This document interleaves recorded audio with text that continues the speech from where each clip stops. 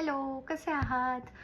माझ्या ऑर्डर्स तुम्ही बघितल्याच असाल. मी छान सक्सेसफुली कंप्लीट केल्या आणि अनपॅकिंग वगैरेचं वॅनिटीचं मी व्हिडिओ टाकणार होते, पण त्याआधी ना मला एक वियर्ड एक्सपिरियन्स आला आणि मला राहिलं नाही गेलं. म्हणलं जाऊ दे, चला शेअर करू. पहिले राग येतोय कारण मला ना काय झालं, मी आले ऑर्डर करून आणि खाली थांबलो होतो आम्ही. वॅनिटी वगैरे सगळं घेत होतो वर ये म्हणजे वर आणण्यासाठी.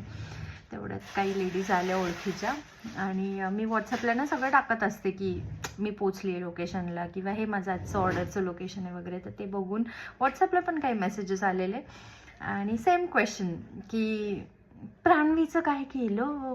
म्हटलं तिचे वडील होते, त्यांनी सांभाळलं. अच्छा, त्यांना येतं, सांभाळलं त्यांनी.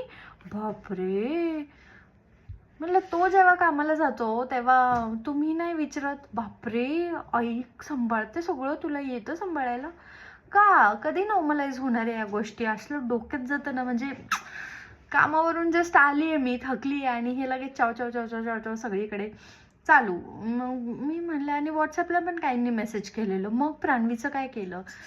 ठीक आहे, काय काय जेन्युइन काळजीने विचारलं वगैरे ती माणसं कळून येतात हा मला. मग ह्यांना असं बघून वाटतं ना कधी कधी की ह्यांच्या मुलांनी ह्यांच्या सुनांना कधी हेल्प केली आहे की नाही आयुष्यात. कारण मला तर वाटत नाही ह्यांचा स्वभाव बघून, किंवा काय माहिती जलेसी असेल त्यांना माझा नवरा एवढं हेल्प करतो मला. जर एक कपल, म्हणजे माझी सासू वर्किंग आहे, आई वर्किंग आहे, ते कपल एक छान युनिटीने त्यांचं काम करतात, रिस्पॉन्सिबिलिटीज हँडल करतायत सोबत, काय छान म्हणजे आहे ना हे सगळं. तर तुम्ही का प्रॉब्लेम क्रिएट करताय? त्यांना विचारून त्यांचं डोकं का हलवतायत? आणि आता मला फरक पडणं पण ॲक्च्युली बंद झालं आहे, पण वाटलं शेअर करावं कारण तुमच्या आजूबाजूला पण असे किडे असतीलच ना. तर तुम्ही खरंच इग्नोर मारत जा. आणि एकीनेही मला विचारलं नाही, नाही का, बाबा तुझे पाय दुखले असतील दिवसभर उभं राहून, हे ते काही नाही. आपला आल्याला प्राण्वीचं काय केलं, म्हणजे किती चौकशा असतात ना काही लोकांना. आणि कधी जमणार आहे यार तुमचं आमच्या जनरेशनसोबत? थोडे काही काही लोक खरंच खूप छान आहेत, त्यांना जेन्युइनली चेंज होतात या म्हणजे या जनरेशनसोबत त्यांचे विचार ना जमतात. आणि काही काही अजून तिथेच अडकलेले आहेत. खरंच कळत नाही, नाही का, कधी नॉर्मलाइज होणार आहे हे सगळं. कधी बघून वाईट वाटतं मला, त्यांच्या सुनांसाठी वाईट वाटतं मला, बाकी काही नाही.